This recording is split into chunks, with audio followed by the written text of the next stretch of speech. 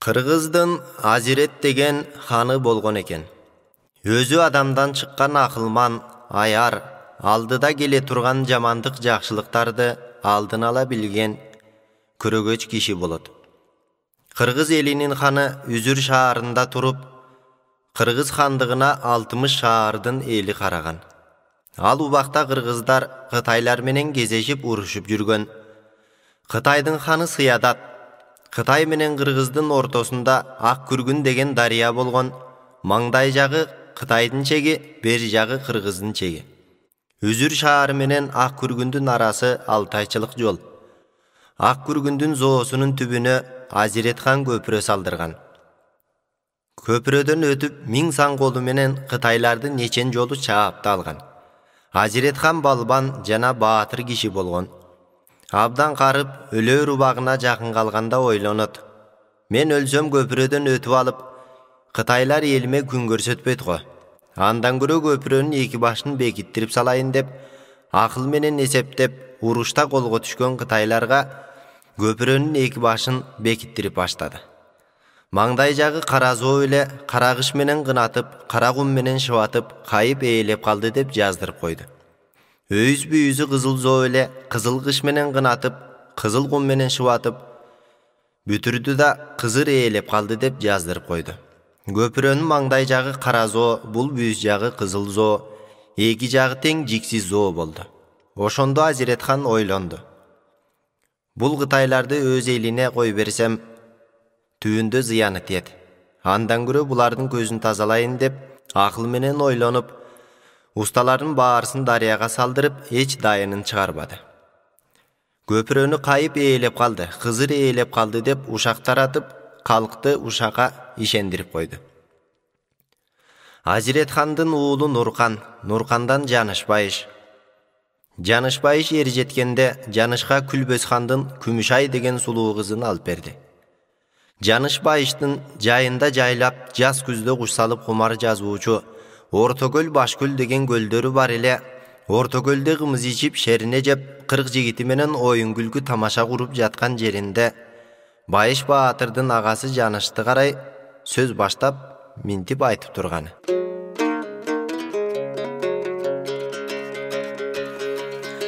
Айыланайын дер Жаныш, сөзүмдү жаман көрбөсөң, өдөксүн түп жемелеп, көңүлүмдү бөлбөсөң, менде бир кайгы сана бар, пейлиңди жазып жөндөсөң, абалы Кудай жаратып, адам кылып койгонсоң, акыл жетет ал жетпейт, ару бакта койгонсом, уктасам кетпей түшүмдөн, оюмда турат ойгонсом, ойдогуга жетпесе, курусун оюн тамашаң, улук турат жүрөгүм, ойлоп туруп санасам, аргасы кандай болот деп акылымдан адашам, жамандык келсе бир көрчү, жатындашым жубайым, жаш балапан экөөбүз ата даңкын сурайын, билгениңдин баарысын жашырбай айтчы угайын, чоң атабыз Азирет кандай болгон хан экен, кайраттуу батыр деп угам, кайсыны чаап алды экен, биз унутпай жүрүүгө бир белгиси бар бекен, баш аягын айтып бер, батыр бекен, шер бекен, балбан бекен, жер бекен, башынан кандай келди экен,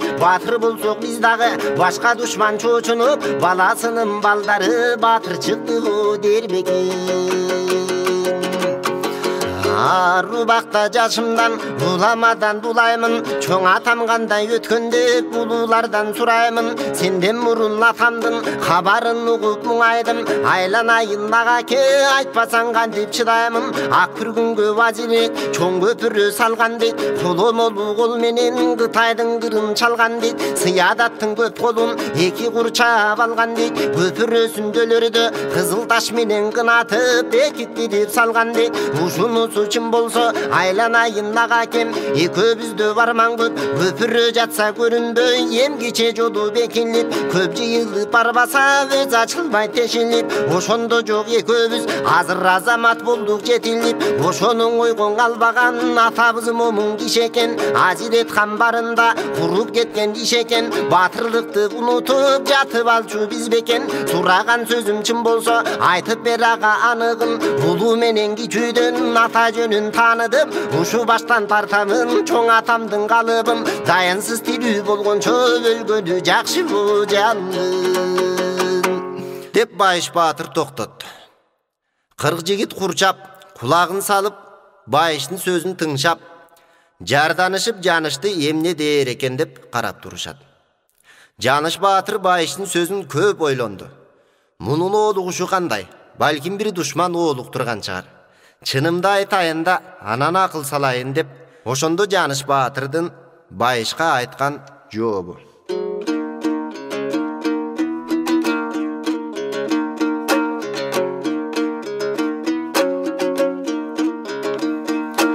Айланайын жалғызым, ұққаныңдың бары чын, ұламадан ұғыпсың, ұлылардан тұйыпсың, чоң атаңдың чабытын, балалығың емеспі, баятан сенің айтқаның, ата баба тегіңді ашық айрын сұрадың, адам ұлы içinde айтылу қырғыз ұраның, андайларды сұрашқа жетелек сенің ұлбағың, мен дағың ұғам қарыдан, бек жандаған барыдан, түбінен бақыт тайған жоқ, тиріле қызыр дарыған, тұқымынан хан болып, түшкен емес тағымнан, Қытайдан için қырылған, атаңдың батыр чағымнан, ақ күргіндің бетіне, чоң атаң салған көпірі, өз атаң нұрған көп барған, көпірінің жетіне, 60 күні түнігін тути келген секиде, зиярат қылды зырқырап,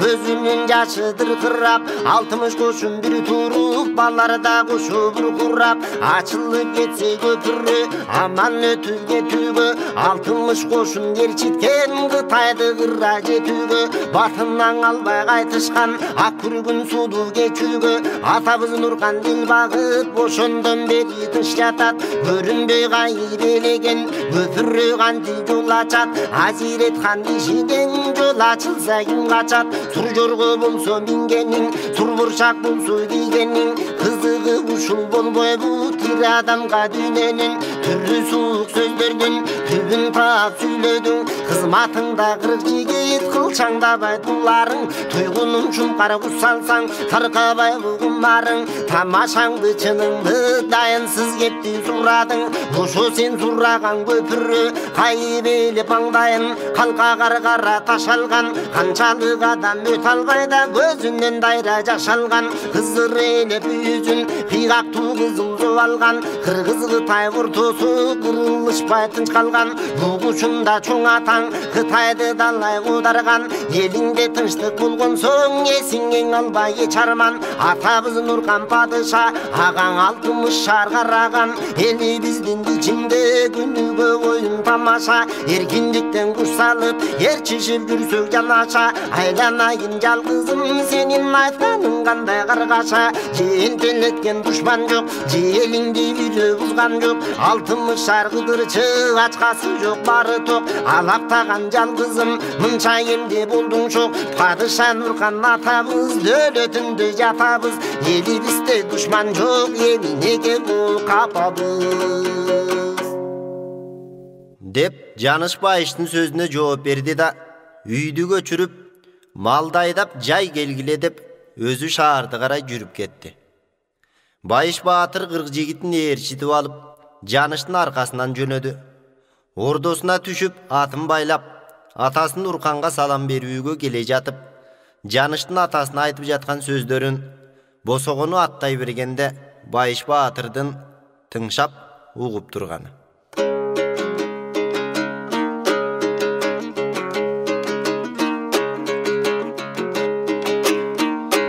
Ассалому алейкум, падыша Нурхан атабыз, балдарыңыз қош көлгө құш салып келе жатабыз.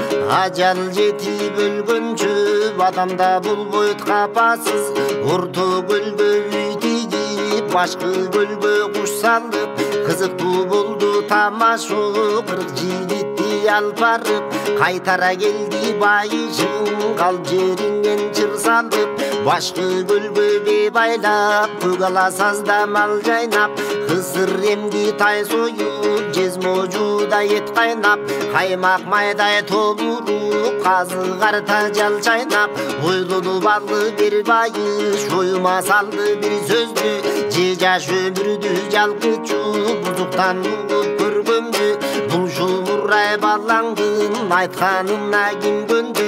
Эл эскирткен немеге элдин жайын бир сурайт. Эки хандын арасы жердин жайын бир сурайт. Азирет хан кандай деп атамдын жайын миң сурайт. Адамды койбой жайына батырылып тынчалбайт. Азирет хан барында ак күргүндүн четине кан көпүрө салган дейт. Кытай кыргыз эл билбей бекитилип калган дейт. Тилегеним тирүүдө бир кудайдан жардам дейт.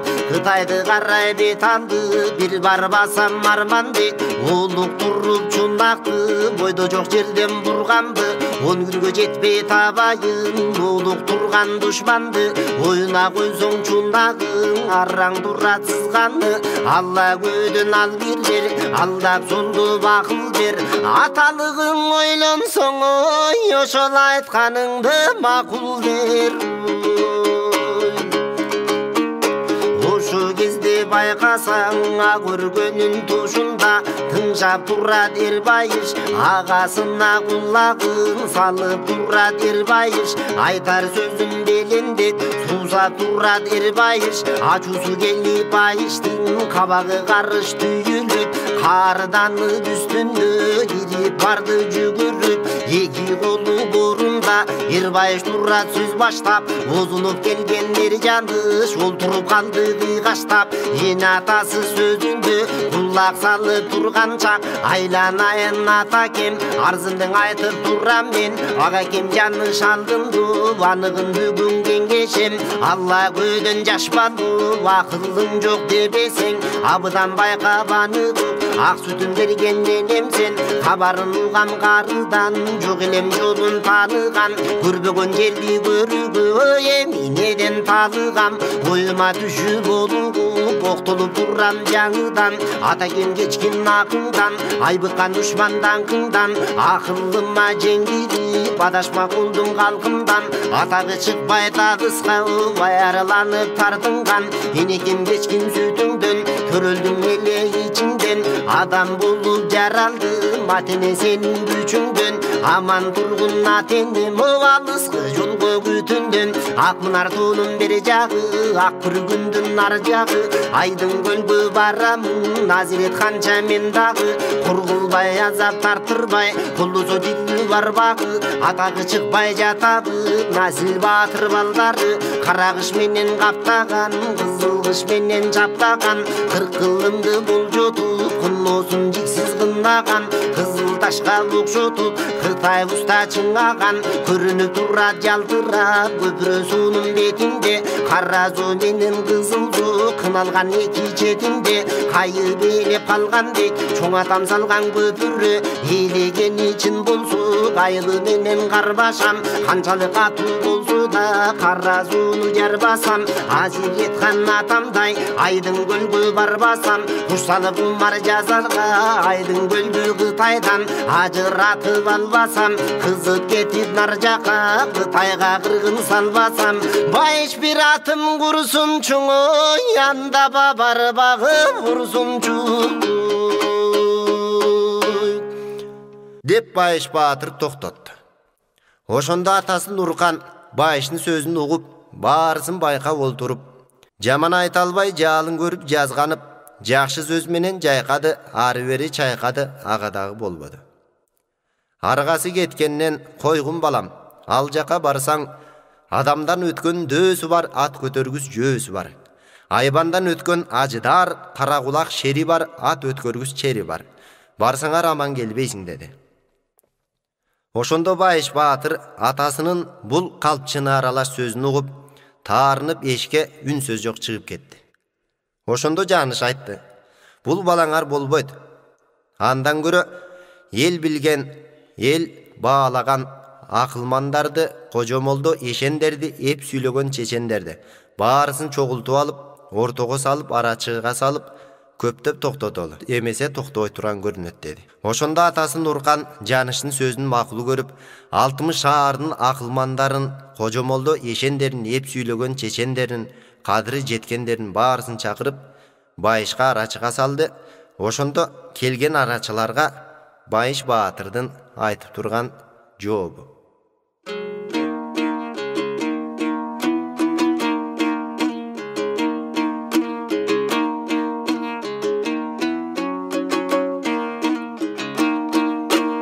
Hoca bolsoң daratал, баштарыңа селде чал.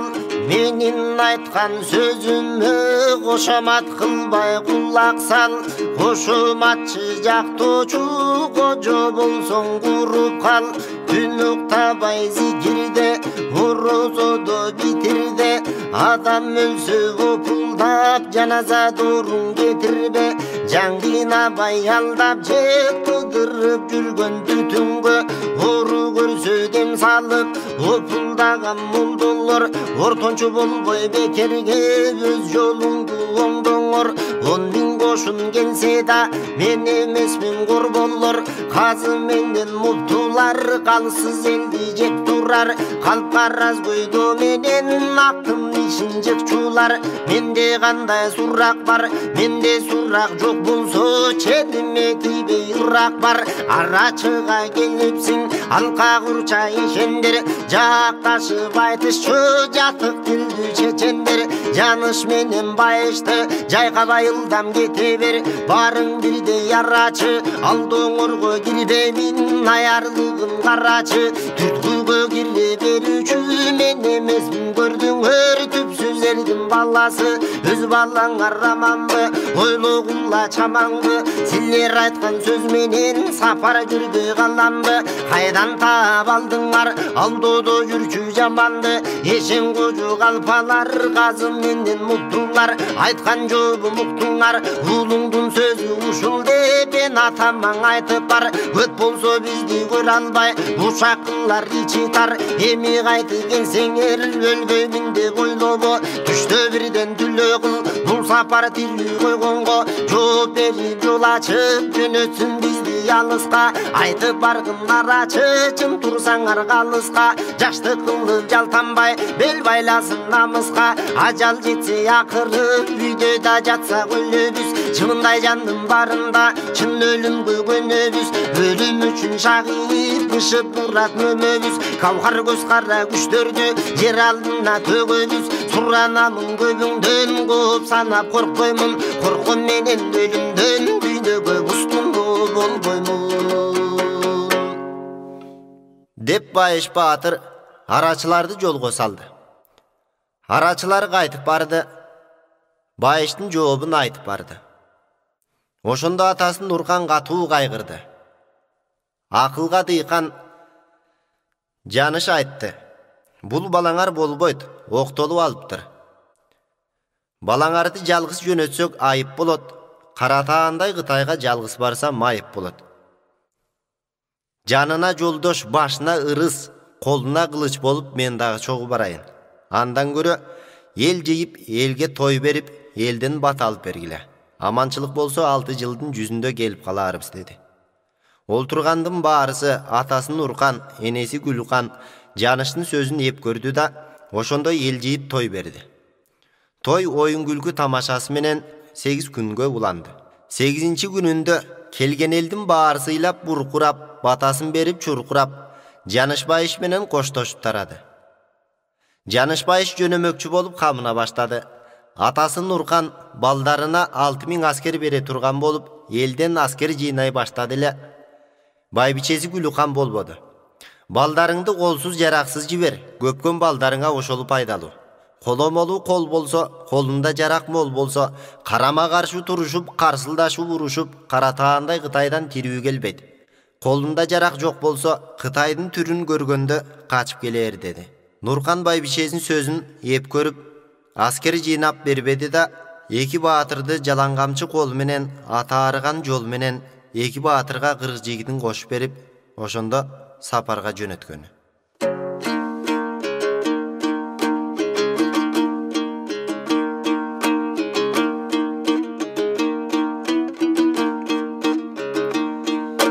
Кырык жигити токуду, Ekiden tulpar jorgonu karşı terçi açtırdı, darbazalı ordonu jakın kaldı batırlar, jöne turgan bol jolu dayardanı beki bek, jorgoloru tokulup, 40 jigiti çogulup, aman esen turgun dep atasına kol sunup, aman gelgin baldar dep atanesi koştoşup, atın başın long tartıp, üzöngügü but salıp, 40 jigiti şart edip, kıygas barın attanıp, amandaşıp jönöştü, 6 yıldı bol joşup, azık jüktüp 40 atka, alыс joldu ayardap, 40 jigit yeti baratat, tamagaşın dayardap, oyunda jok baldardım, at örgütüp jay almak, aldında jüröt erbayış, atamdın aytkan jeri dep,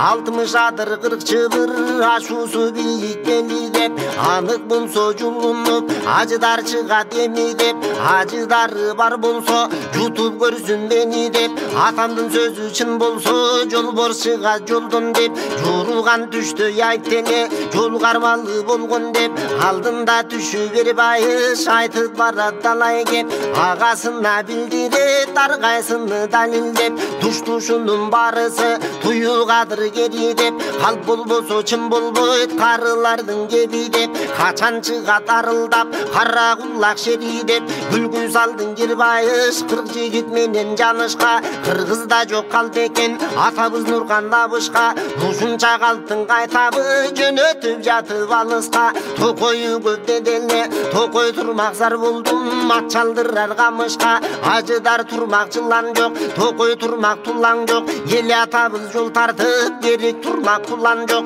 кара кулак шер турмак, карга менен кузгун жок, жолборс турмак жору жок, жолуңдан жүрөр улу жок, дайра турмак булак жок, аргымак аттан этарып, жигиттин алды жөө басып, кыйналгандан барысы кызылды кетип өң азып, 6 айчылык жол эле 4 айда жетти эң шашып, барып жатып калышты айдын көлдүн бетине, көпүрөнүн бер жагы ак күргүндүн четине, азирет хан барында ат чабуучу секилген.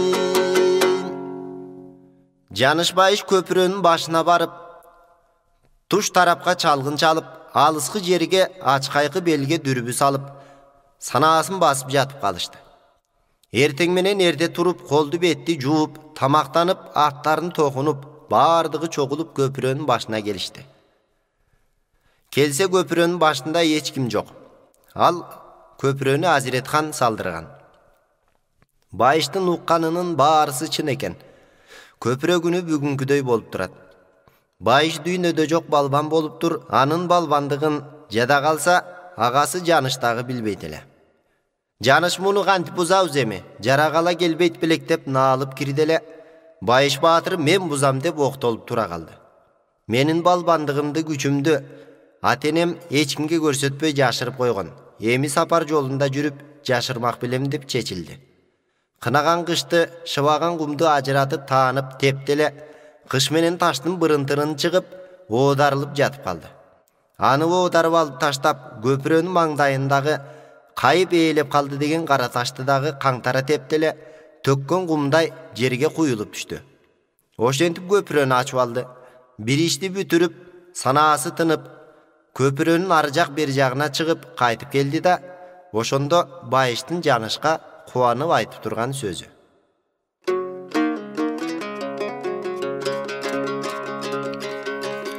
Айланайын ну ага кем, билдирейин ну белгимди, сыпай сырын не жашырбайт, сырдашар күнгө келдик би. Балалы кылбай жакшы угуп байкап көрчүңө ерминби. Оттон өрттөн не коркпогон, ойно бала бу кезимден, 14-13 жаштагы балдар коркчубу сезимден. Ошондон беркини көргөнүм, кете элек менин не эсимден. Ошол ойнобу кезимде атамдын 500 төсү бар, өркөчү жогу барысы өрдөк моюн не кызылдар. Жаздын күнүңө көктөмдө ойноп чыктык көп балдар. ошо төнүнө ичинде көрүнгөндүң кубалар жакын келсең жазганбай тиштеп алып ыргытар арасында көп эле киши чайнар буралар бизди карай бир бура качырып калдың туптура чыдай албай бетинен чыга бердим бурулап балдардын баары мен жака качып бердиң чубура көбү күн бүркөп чачылдып көнөктөй озун ачылдып бир баланын четинен чөгөлөй түшүп баймады чыркыратып чайнады жага алмай алган чымчыктай баланын шоруңу кайнады таба албадым мен ошондо ажыратар алымды кош колдо балы бир бутан ачуу менен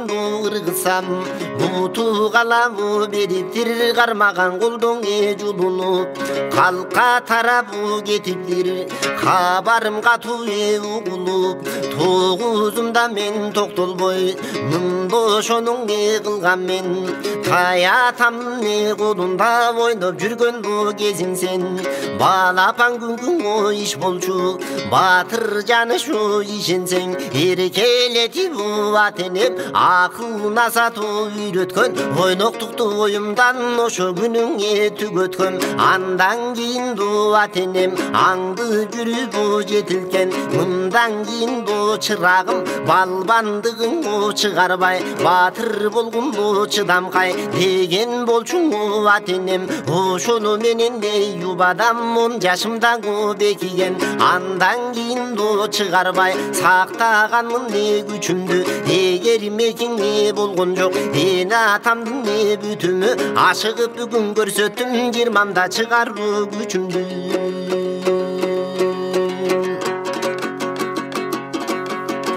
ачуумду чыгарып арачы келген кожонун бирин кармап бутунан бирин башка чапмакмын жазыгың сенин ушул деп жамандыгын тапмакмын акыл берген атама убадамды сактапмын жолборсу чыксаң жолумдан кулактан кармап минмекмин ажыдардын жонунан кирилөй кайшу тилмекмин барбасын деген сөзүбү падыша Нурхан атамдын калпай тарын билбепмин кара кулагу шер болсо айбандын алтын ал болсо кирилөй кармап алмакмын мени коркутканың мына деп кими биз батыр туура деп атамаң алып бармакмын кыраным жанышы көрөсүң толуп жатат аңгемем кыйрата теб кулаткан кызыл таштың колдогон кыдыр тирүү бар деген кыдыр болсоң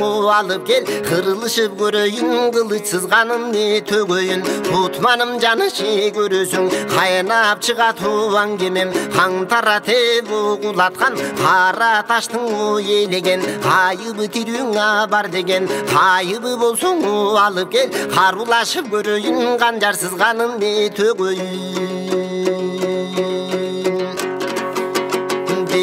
ошентип батырлар атын барын жайдактап буттарынан бекитип чидери салып баймактап оздуктарын чыгарып отко урушуп сугарып көңтөрөйөр көк жамбуз жаба салып токуду атын барын даярдап жөнөй турган болушту жетек атка жигиттер жүгүн артып камданып жөнөй берди батырлар жолго түшүп шаңданып жоругунан 40 жигит кетип барату таң калып көпүрөнүң караса көз кубанган тамаша урук суган арчадан 100 устун санаса көпүрөнүң бетине 5000 киши баткандай жолун тосуп камаса бүйүз золордун башынан бүңгүр ойдурган эки жагын тиретип устунун тегиз койдурган башка жыга чиритеп, Узарчадан не сундурган, эки башын бекитип, Коргошун менен тундурган, Узарчадан улаткан, улосун жиксиз огунаткан, Көпүрөнүн көркөмдөп, колу менен чырматкан, Панжырасын коздотуп, алтын менен сырдаткан, Тузула турган неме эмес, душман келип узбаса, кезеп келибе Ирактан. Ат бастырып топтошуп, көпүрөдөн өтүштү, көзүнүн кырын бантып, көңүлүн жазып кетишти. Улуу кечүү дебестен, убадасын бекитти, андан агасы жанышы сүйлөдү, сыртынан сынап бийледи. Ажал жетип күн бүтсө, өлсөк чогуң өлөлүп, бири бискен бирибиз сүйөнүшүп жөлөнүп, тирүү калсак өлгөндөн шейтон көмөлүк, миң кошуган бир башы, ошол башы жол ашу, карылардан угушун, бир ынтымак күч жакшы, онда болсо чың турсак, миң аламан жок ашу, жөнөдү жанышу жол баштап, барататпай шу түр таштап, алтымыш өзөн ак мынар, аркайган бийик озолор бар, башындан ачык жолу жок, тегереттен туюк жар, үстүнөн туман барылбайт баштарың аппак мөңгү кар, жубарбы деп көз салбай, жуулартып ис чалбай, жарышып кетип баратат, барысы көпкөн жаш балдар, балада болсоң байышта, акылда бар эрдик көп, айланайын ага кем, арытар жерген келдик деп, алдында кетип баратат, аталдың карап жол тиктеп, азыраак түшүп олтуруп, ат чалдырып алалы, туш тараптын барына, Турнабайдың салалык, айдың көлдүн белине, шашпай чыгып баралык, чалгынчы изди чалбасын, жортулчу келип калбасын, карулчу карап жатпасын, мергенчиң өңү батпасын, жер арытып алалы. Эки баатыр белге барды, аттан түшүп дүрбү салды, тегеретте карап олтуруп жигиттерин күтүп алды. Жүрө олтуруп айдын көлдүн көлүнө жетти да, ал түнү жатып калды. Эртеси жаныш эрте туруп мындай деди: Биз 10 күнчө куш салып жаталык да, анан кийин аман кайталык. Минтип жат душмандын жеринде колсуз жана жараксыз жүргөнүбүз кытайларга маалым болсо, кетүүчү жалгыз жолду тосуп койсо, өлгөнүбүз ошол деди. Байыш баатыр баштаган 40 жигит жаныштын сөзүн эп көрдү. Ошентип куш салып жата берди. 8-нчи күндүн түнүндө байыш түш көрүп, түшүндө мүшкүл иш көрүп, чоочуп ойгонуп жанышты ойготуп, түшүн айтып берди. Жаныш байыштын түшүн угуп, жүрөгү чоочуп, жигиттерин чогултуп, аттарын токутуп, айдын көлдүн белине чыгып дүрбү салды эле, көпүрөнүн башын кытайлардын тосуп алганын көрүштү. Жаныш байыш акылдашып алып, 40 жигитти белге таштап, жоого экөөсү гана жөнөдү. Бараты баатырлардын салтынча жекеге балбан чакыралы деп акылдашып алышты. Кытайга түз барып, ат ойнотуп, Жаныш баатыр жекеге киши чакырып басылды. Кытайлардан Аяз дегени чыгып, Жанышка ат коюп келе жатат эле. Жанышка жакын калганда байыш Аяздын капталынан чыгып, аттан үзүп алып, жерге чаап өлтүрүп, курал жарагын тоноп алды. Ошентип курал жарактуу болуп калышты. Жаныш менен байыштын бул кылыгын көргөн Кытайдын ханы Сыядат кытайларга мындай деди: Буларга жекеге киши чыгара берсек, баарыбызды четинен кырып тынат. Андан көрө ат өлтүрөлү, же болбосо жалпы аламан ат коюп, ушуларды колго түшүрөлү деп кеңешип алып, жалпы аламан ат коюп, Кытайдын баары эки баатырды кубалап келе жатканы.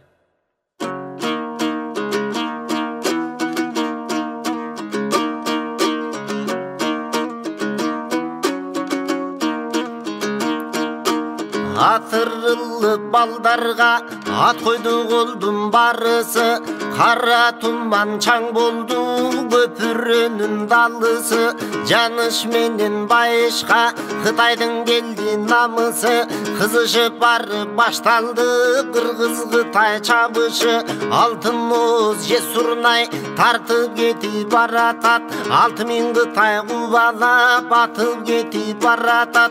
Aylası yok ekibek kaçıp ketip baratat, Gümüş oz Jesurunay tartıp ketip baratat. Göңтөрүлгөн kalın kol atıp ketip baratat. Güçü gelbey ekibek şaşıp ketip baratat. Kalın kuldun doğundan kaçıp ketip baratat. Karangıdan atışsa aydın yüzü görünbeyt, çak düşündün atışsa gündün yüzü görünbeyt. Jolun atkan doğundan kaçıp barat ekibek, kayrılar gezi jogundan. Atkan oktur jamgırday aydalığa bir teyip, Ağıl poko jabışıp ak kurgoşun bulçıyıp, Gögül poko bir teyip gök kurgoşun bulçıyıp. Жаңылыштан ok teyip köp koşundun içinden ölgönü köp şılkıyıp. Arslanım janış dura tur, atыңдын başın dura tur. Azıra kaytar sözüm var, anıgın bayqap uğa tur. Azamat bolsoң bir sözgö abıdan bayqap dura tur. Jodan kaçmay ançalıp jorgoңдун başın dura tur. Jo kelatat jer jaynap, jogo toluk bel baylap, joldoştukka tura tur. Ham balası kaçabı, kasına koltu kaçabı, hayrat artıp sayışıp bir kumardı jazalı. Ötüp ketти сөгүнбө Xitayдын ушул азабы. Бек баласы качабы, беттешпей коркуп шашабы, bir беттешип сайышып bir кумарды жазалы. Өктөмсүнгөн жүрөгүн өртөчкөндү басалы. Белиңди байла бек жаныш, береги жогу тик барыш. 5-6 миң душманга берендин иши кол салыш. Ойрон кылып душманды оңунан келсең жол жалыш. Деп Байыш Баатыр Жанышка айтты эле. Жаныш Баатыр, көпкө топурак чачабызбы? Тобу бузулуп, бизге кызыгып, чогуусу жазылып, демдери басылып, бириндесин. Ошондо оңуна келет деди. Байыш Баатыр Жанышка таарынып, сен жалтаксың, коркоксуң. Качанда болсо жого тик барбай качып турасың. Андан көрө жого өзүм кирем деп, Байыш Жанышка таарынып, ошондо айткан сөзү.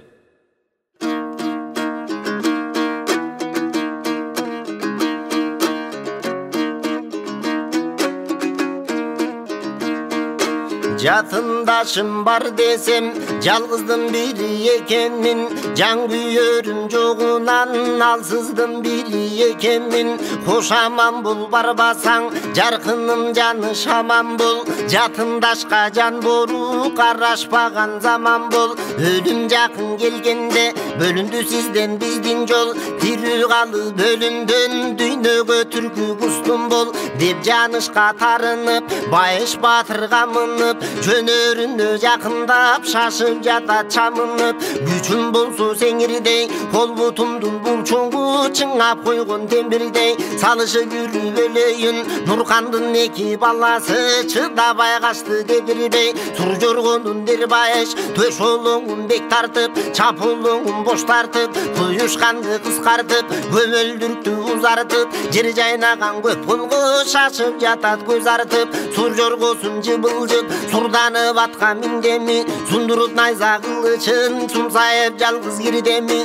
Ачууланып бакырып аянбады эмнеме, өлөкөлүү майданда көп качырды шылкылдап. Көмөлөнүп жыгылып эрлер өлдү кылкылдап, көбүктөнүп кызыл кан агып жатат чылпылдап. Түндөгү менин түшүмдеп, түшүмдө кырган кишимдеп, күлүп барат Байыш мурутунда былкылдап. Саябан салкын майданда салышып жүрөт чылкылдап. Сап-сап менен Кытайлар өлүп жатат кылкылдап. Сайлуу суудай кызыл кан агып жатат чылпылдап. Кабилет көргөн түшүмдеп, түшүмдө кырган кишимдеп, күлүп барат Байыш мурутунда былкылдап. Өзү балбан карылуу, алт мүчөлүү далуулуу, көкүрөгү чарайына жаш болсо да Байыш жан багууга камылуу. Айбат менен алышып аралап сайып баратат. Ат үстүндө бир тынбай кеч киретте таң атат. Кези Тикке миңден кол болсо кекилик килде таратат. Оздукту тиштеп чакчаңдап,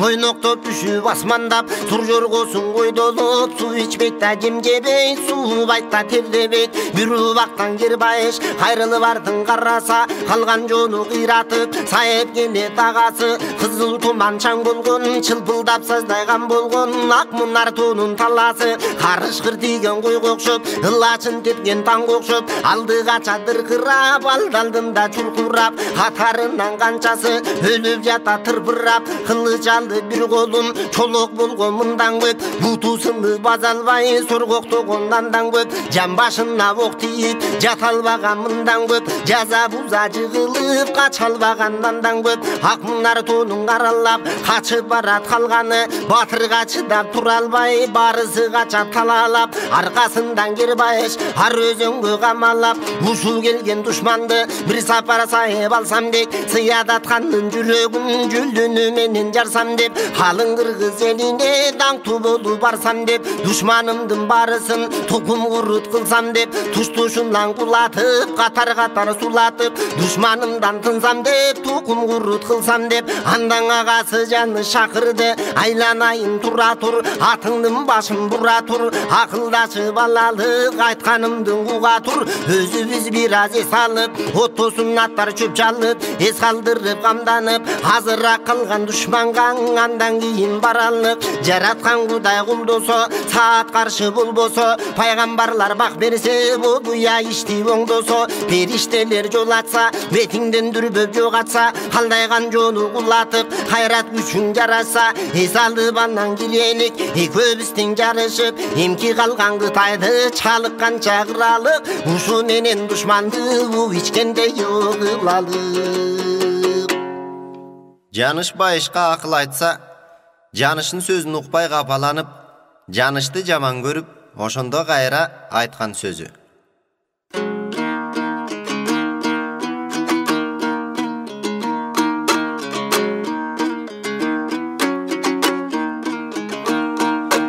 Агасына тил албай, колго кирдиң Кербайыш, атырылып жонукуп, жолго кирдиң Кербайыш, арып ачып чарчабас, жорго миндиң Кербайыш, азап менет арылгыс, шорго кирдиң Кербайыш, кой десе да тил албай, колго кирдиң Кербайыш, коргулуп душман чубаган, жолго кирдиң Кербайыш, куштай сызып чалыкпас, жорго миндиң Кербайыш, кордук менен арылгыс, шорго кирдиң Кербайыш, учкан куштай сыздырып, сур жоргосун салдырып, түрө кууп четинен душмандын башын маңгылып, жүрөгү калган барынын байышка нечен алдырып, качырып барат Эрбайыш, качкан жолун аралап, туш-тушунан душманда кетип барат сагалап, туюктанып акырын кармайбыз деп чамалап, эргө күрөк немене эч жамандык көрбөгөн,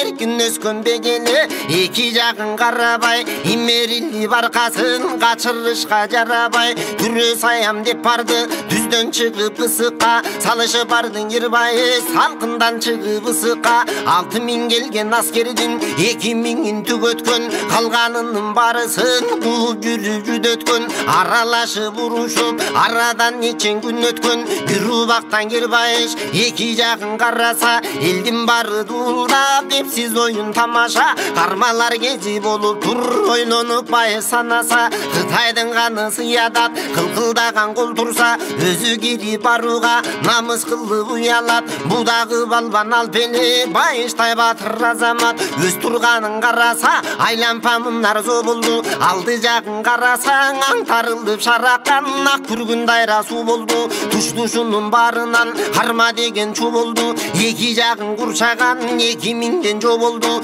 бузуп чыгып качууга качырды кайта көп колду, келди деп мунун кезеги, табылсын деп эсеби, кайрат кылды сыядат, карала тулбар мингени, качырып тиге кирдеми, калың колдон Эрбайыш, кутулар кези болгондо, кууп жетип кармады, нечен күнү жосайбы кеткен экен дарманы, ошентсе да октолуп сыядат менен кармашты, туш-тушунан душмандар кол жеткени жармашты, тегенете курчашып, эки колун бекитип темир менен чырмашты, мойнуна зулу салышып, ботодой көзүн таңышып, бүткөн бойдун барысын кызыл бою каңгылып, кылчайып караралы жок, калган күнү каңгырык, камчы менен сабатып, дикенектеп канатып, чыгарбай кыйнап турушту, чымындай жанын жадатып, кызыгына басышты, Кытайлар чедин таратып, карыптыгын билдирип, карасандын каретин канжар менен тилдирип, тулку боюн кыйнашты, жарадар кылды бездирип, каршы терши таманын кыйма-чыйма кестирип, карын катуу баштады, кармаган душман шашпады, тели болгон жылкыдай тегеренген көкмедей темтеңдетип таштады, 60 жери жарадар, өлүмгө болду барабар, бүткөн бойдон былчылдап, жаратынан сызылып, кызыл канага чылбылдап, жан чиркин чыгып кете албай, өкүрөктө кылкылдап, муну көрүп жаныштын сөгүнүн бары зыркырап, койну кара суу болду, байышты кармап Кытайлар жабыла чаап жөнөштү, жанышты көздөй чуркурап, качпай турган карылуу кабыландай колурап. Жаныш карап туруп, байыштын көргөн күнү тарткан шору бул болгондон кийин менин алым кайсы болор эле? Байыштан ажырап тирүү качып барып сактаган жан курусун. Алым жетсе ажыратып алайын, алым келбесе мен дагы колуна түшүп өлүп калайын деп, Жаныш Баатырдын кайрат кылып каптаган колго ошондо кирип турган убагы.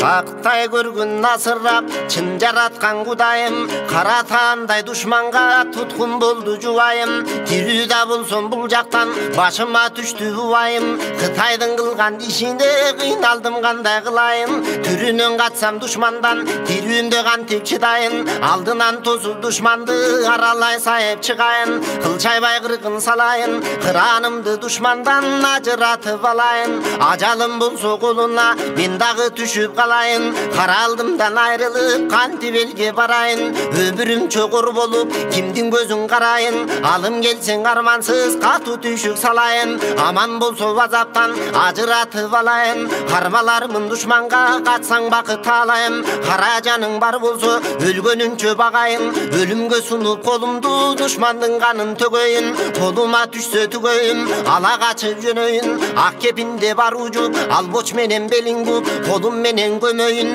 деп ошенти бери Жаныш, кайра тартпас жылооздук, кайра тартып ал деми, камчы салбас карасаң, кайрылып камчы сал деми, жабылып келген көп колго, жалтанбай кирип бар деми, кыргын салып качырып, Кытайдын бир жак четинен, эч кабары билинбейт, кыраны байышбегинен, оюнда жок Жаныштын өлөмүн деп шекчиген, мурункудан мунусу кыйын неме көрүндү, кыйкырыгы чыкканда кыйланын каны төгүлдү, кырып кете шекилди, ачпасаңар көбүңдү, деп ошенти сыядат, качып берди бөлүнүп, качкан жогу караны кабыландай көрүнүп, карданып алыптыр кара тери төгүлүп, качты Кытай талаалап, ак мунар тоону каралап, кууп барат эр Жаныш аркасында сабалап, эсине түшүп Жаныштын Батыр байыш иниси, илилинин тоодон чоң тирүүсүндөн кырысы, кайра тартып токтотту, Кытайга салган турушту, кылчайып келдиң эр Жаныш инисинин кашына, көргөн жерден солкулдап, сөк аябай жашыды,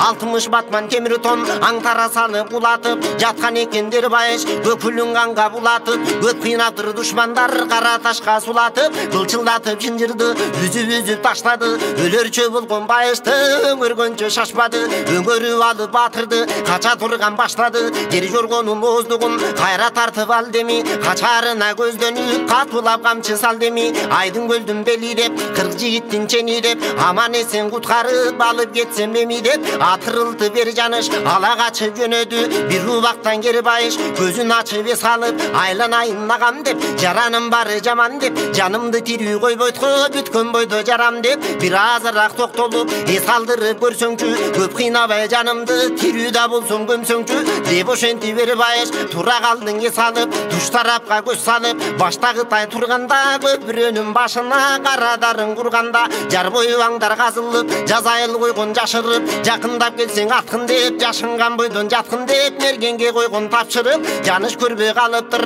жазайыл атчу мергенди, жакындап кирип барыптыр, жабыттан түтүн булатып, Жанышты көздөй бир атып, жаралуу кылды Жаныштын омуросун сыятып, ойрон болуп оңголу, сыртына чапты шалк этип, жарадар байыш колунан түшүп кетти жарк этип, жазайыл үнү угулуп, жабылып Кытай тушташтан жайнап чыкты чубуруп, Жанышты карай ат коюп, келе атышат бурулуп, аткан отко жеткирбей алып качты кер жорго, айдын көлдүн жолуна салып качты кер жорго. Куткарып кетсем экен деп өлбөй турган бул жолго, кайраты кетип жаныштым умурду жарадан. Бүткөн бою сарулап октунусу тараган, куюлуп кетти шыркырап умурдон караган. Алыс кеттиң эси оп кер жоргонун жалынан. Жаныш эси оп аттан түшүп калды. Мунусу жаралуу болсо да тирүү экен. Тигиниси аттан кулап калды, анысы өлгөн экен. Ошондо өлүгүн ала кетеликтешип, душмандар түрүлүп келе жатышат. Ошондо кери жоргосу жанышты карап жалооруп, жаны күйүп, чебеленип, жерди тепкиленип, кери жоргого тил бүтүп, ошондо жанышка кери жоргонун айткан сөзү.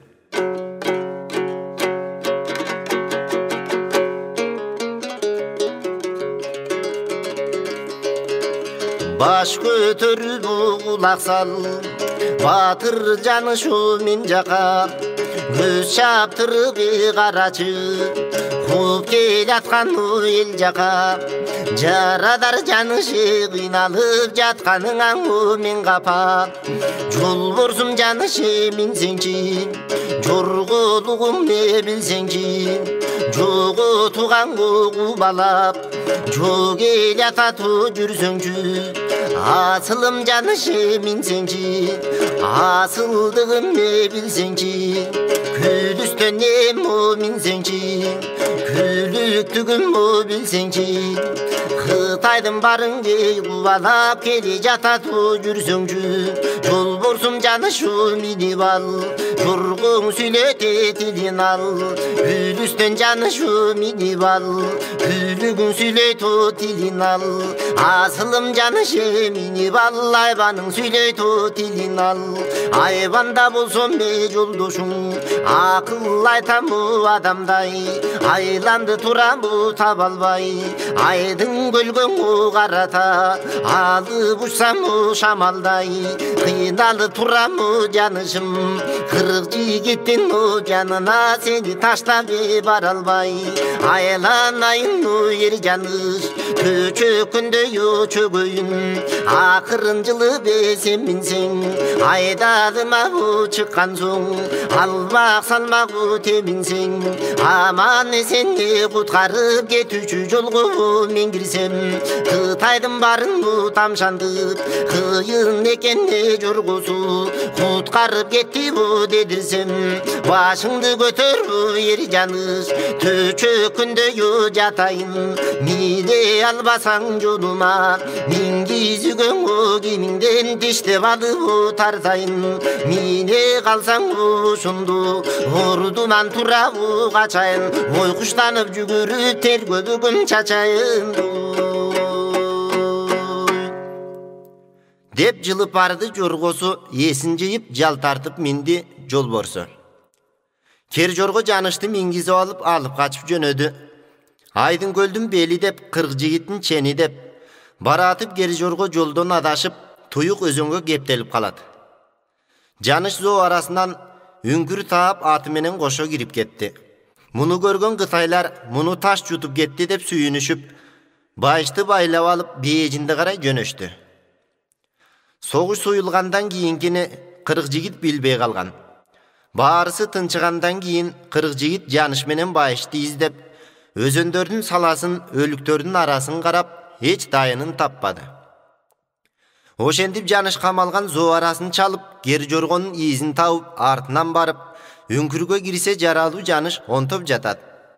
40 жигит жаныш менен көрүшүп, жарасын таңып 15 күндөй багып, аяктырышып алышты да, ала тоого туулган жерине келип, атасына болгон жайды айтып беришти. Атасы эли менен кеңешип 6 жыл даярданып, жанышты 40 жигити 6000 аскери менен байышты куткарып алып келгиле деп жөнөтүштү. Эми сөз байыштан. Сыядат байышты байлап алып, жүрүп олтуруп туура Бейжиңге барып, Сыядат байышты өлтүрүүнүн жолдорун издеп дарга астырды. Антсе байыш баатыр өлбөдү. Дарга 3 кыр астырды, анда дагы өлбөдү. Сыядаттын тагы минген, Кытайдын элин билген, Сыядаттын Кенже Желгайып деген кызы бар эле. Байыш байлоодо турганын сыртынан көрүп, Желгайып байышты сүйүп калат. Жана байышты аман алып калуунун жолдорун издеп, байышка тийип алмак болду. Kızının bul sırın vazir kızdan uqqan Sıyadattın oşondo kızına kılgan kılığı.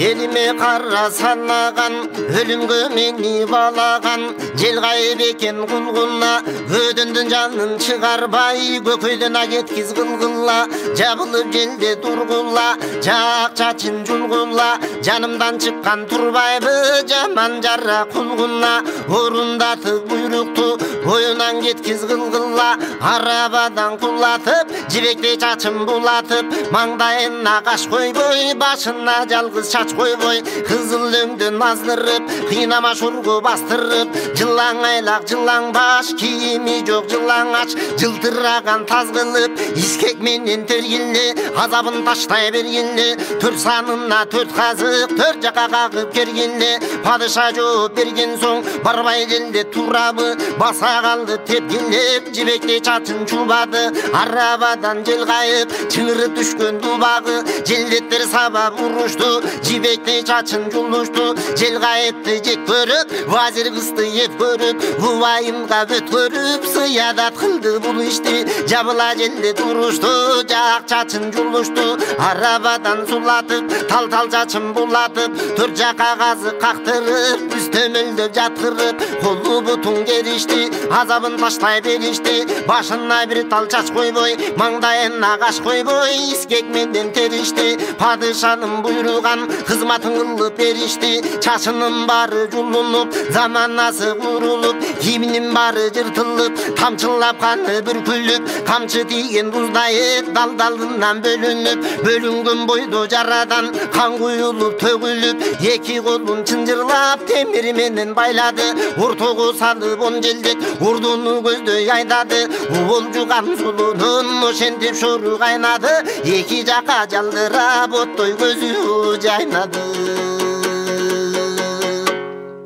Kızın sabatıp, bayıştın ölgönün görüp dursun dep, mangdayına baylatıp koydu. Oşentip Sıyadat, vazirlerдің кеңешімenen bayıştı argın degen balbanı öldürsün dep, oşonda eki batırdı jekege çıgargаны.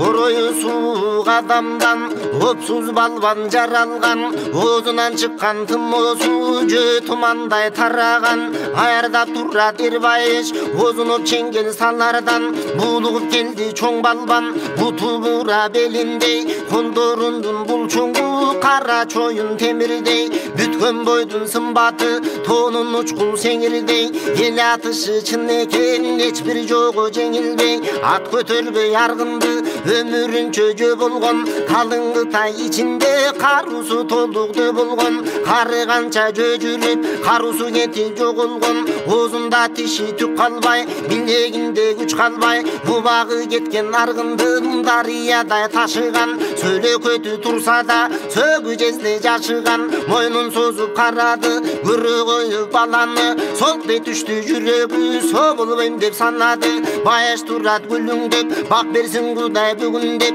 оңуна келсе аргындын, дом курсун болду түгүндеп, жанагы балбанын аркайда деп, басып келди чоң балбан, кара таандай көп Кытай жарданышып таң алган, мына мен деп шерденип, чыга калды жаш бала, ал дөөлөрдү дөөрүткөн, аңдышканын жөөлүткөн, ак жол борстой маш бала, көрө коюп баланы, көмөлөтө кармарда, батыр байыш камданып, басып барды балбанга, ыргытып ичүн эмедей, ыкшай түшүп кармады, кулатып ичүн эмедей, колучу менен кармады, кызынбай үчүндүрөдү, Кытайдын балбан аргыны, бала батыр эл байыш, бар кайраты жыйылып, бакты бер деп сыйынып, ичине кире кал демей, оң башка сал демей, суу турбаган как жерге, кум жаткырган таш жерге, оюл курду камынтпай, оңтойлото чал демей, кайра тура калганча, оңолуп чеңгел салганча, көтөрүп жерге бир чапты, көмөлөтүп таш капты, батыр сынган аргындын,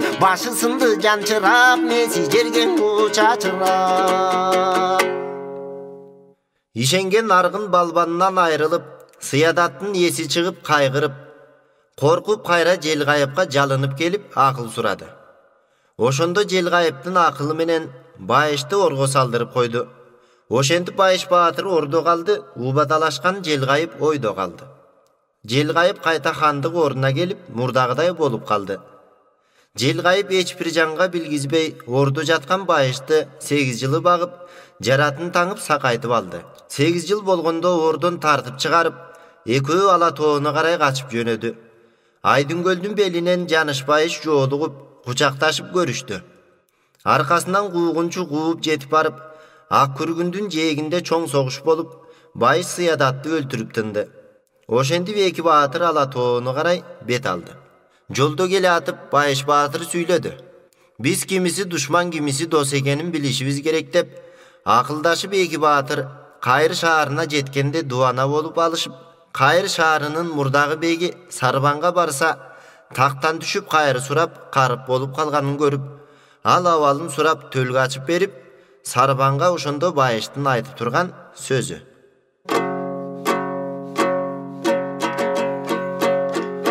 Çının aytatu bal tölgü, süyünçü bergindu sarbanım. Neçen yıldan bir jaka, kayır tine bu zarladın. Aman gelibey ekibek, arılıptır varmanın. Sanan kaytan ku yaşarıp, oşo giriptir kubatu darmanın.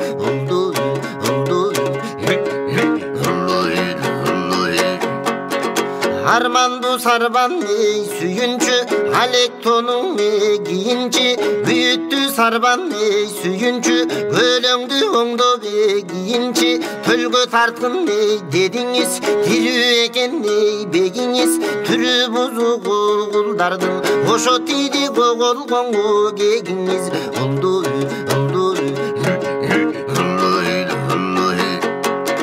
Paygambardın du balaytak, balçıların danaytak. Balaçı bergin dediniz, aman ne sen du geliptir. Bayış yanışı beginiz, baştagıday beklike geliptir. Sarban du yebiniz, bayış geli bu kuldardın.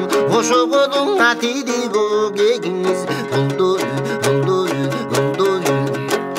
Janış Bayışu ekibek, kimi dost kimin düşman dep, başlarından oku giyip, içlerine o gek tüyüp, duana bolup turuşat, oşo yürügünde otuyup,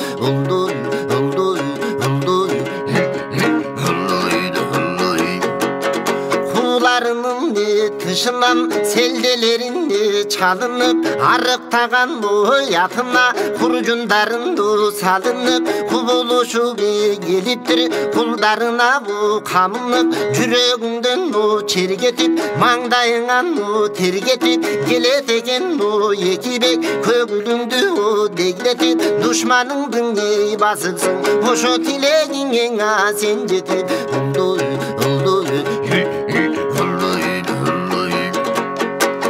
Janış Bayışu batırlar bölborlorunde yasınıp, körgündü tanıydı düşman dep, batırlık görgünü yaşırıp, hadiksiz batır ekөтен hayratın todonu açırıp, duana bolup turuptur, tübü jayındı bilalbay, evi kuldardı kuday uruptur.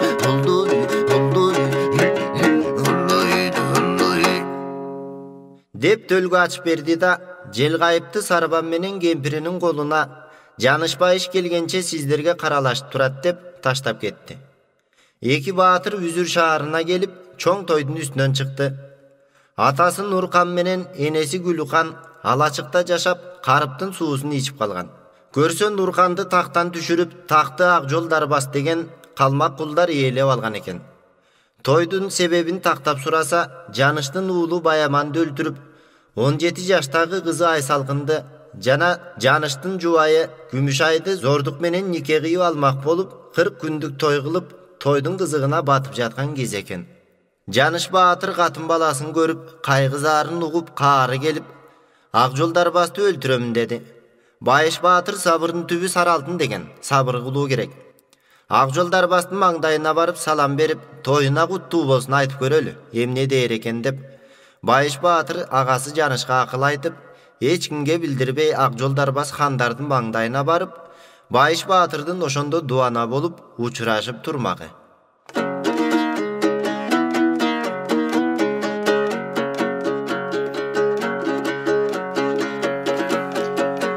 Assalamu aleykum, Akjoldarбас xanыбыз, açılgan xanдар bagыңыз, куту болсун эки бек, алдыңдан алтын тагыңыз. Алыскы жерден биз келдик, амандашкан чагыбыз, ак тоюңуз кут болсун, Акжолдарбас бегибиз. Жаныш менен Байыштын оголуң, атиги кегиңиз, аралап көрсөк кубанат, калың кыргыз элиңиз. Падышанын баласын өлтүрсөң суу демиңиз, куту болсун эки хан, үстүндө алтын чениңиз. Кармалып турган баландын, касташа турган эли жок, калк деген хандарга кайрат кылар деми жок. Жанын сактап каларга же Жаныш Байыш беги жок. Кутуну кийген боюңуз, куту болсун тоюңуз, хандын уулун карматып кабыл болду оюңуз.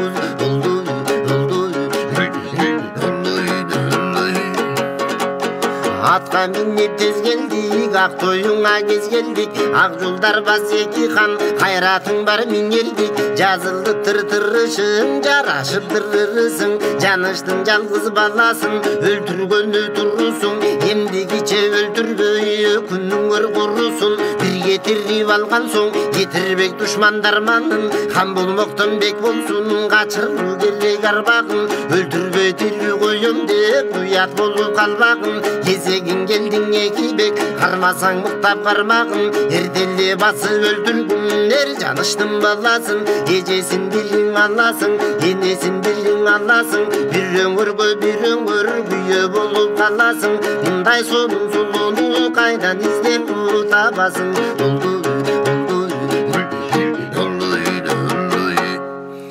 Деп Байыш Баатыр Акжолдарбасты сынап турду эле. Ошондо бул дуаналарым рас айтат. Акыры өлтүрмөк болгон соң баланы өлтүрүш керек деп, Баяманды дарга асып өлтүрүү үчүн колунан дегдеңдетип сүйрөп келип астырмакчы болуп жатат эле. Ошондо Байыш Баатырдын кулдарына кайта каары келип, ошондо какшыктап айтып турган сөзү.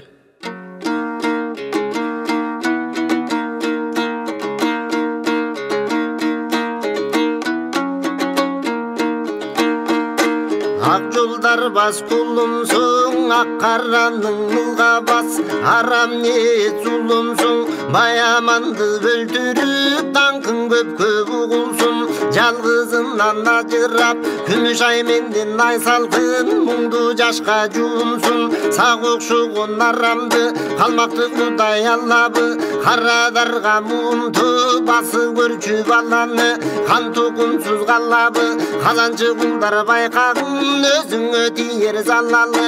Акжолдарбас байкагын, анығынан эмиң айтамын. Арстан келди кулуп, базим шаар үзүр калланын. Атасыңа келди баланын, акыл менен ойлоп бил, айтып турган саламын. Андан көрөң эки кул, аманына тилде баланын. Эси жок кулдар карагын, эси келди калланын. Эмди киче билбейсиң сен эки бектин кабарын. Көдөнү жоктор билбедиң, көрсөтүп айткан саламын. Күнөөсү жогун мындан бил, күйөрү келди баланын. Кытай менен турушуп, кыргын салып кеткен бек. Кылчайдайын угулбай 15 жылга жеткен бек. Карып кылдың калганын сен хан болгонсуң чечеңдеп. Казанчы кулдар тойбодуң, казынасын казып жеп. Калмак менен турушуп, кан төгүшүп кеткен бек. Кабары жокту болгонго 15 жылга жеткен бек. Ойрон кылдың калганынан обу жок кулдар чечеңдеп. Баласына тап койдуң, бардык мүлкү такыр жеп. Каруулуу болсоң күрөшүп көрөйүнбү кулдарым.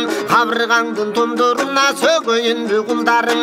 Хан жегиңдин коргутуп төгөйүнбү кулдарым. Калмактарын билбепсиң хандын келди турганын. Боруңду тилдип өтүңдү жарайынбы кулдарым. Өткөнүш кеткен кегимдиң алайынбы кулдарым. Баштагы кылган ишиңе салайынбы кулдарым. Байкап көрүп таанып ал Байыштын келди турганын. Гүл чыгарып отунду жактырайын кулдарым. Өлмөйүн чоң атымды бактырайын кулдарым. Өмүрүңдү ошентип сап кылайын кулдарым. Жансыз кулдар билбедиң Жаныштын келип ой турганын.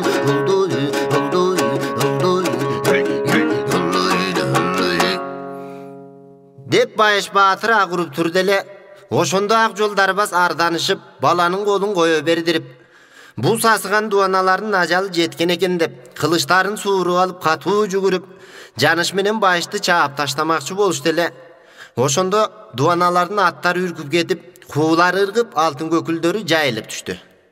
Oşonda Akjol Darbas janış menen Bayışты taanı koyup, esop çalkasından ketip jıgılışkan eken. Oşenti taxtı qayta tartıp alıp, atasının xandık olutuna koydu. Bayış jel qayıpqa baş koştu. Sarbandı kayırı şaharına murdağıday bek koydu. Janış Akjol Darbasты öldürömün dedile, balası Bayaman bolbodu. Oşentip Bayamandın akıllı menen Akjol Darbasты öldürбөй, ölümdün azat kılıp, murdağıday kulduk kızmatına koygon eken.